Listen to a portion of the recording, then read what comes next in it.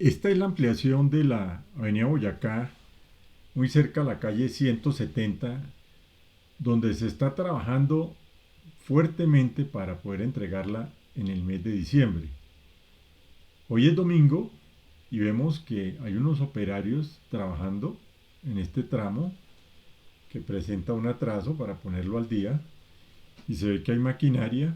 Eso me llamó mucho la atención, que siendo festivo y en horas de la tarde estuvieran trabajando para cumplir con esta calzada occidental, que es importantísimo que se entregue de acuerdo al compromiso que se hizo antes de finalizar este año en el mes de diciembre.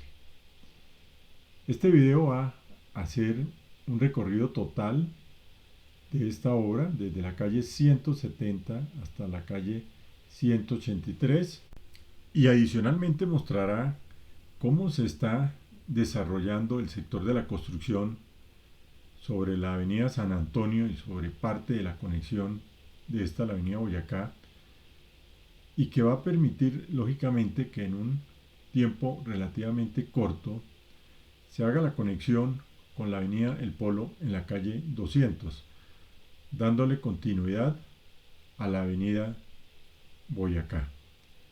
Los dejo para que disfruten este video y, como siempre les digo, saquen ustedes sus propias conclusiones.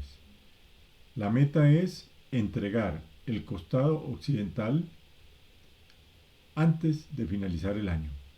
Aquí van a poder ustedes apreciar cómo se viene trabajando y el avance del mismo hasta la fecha.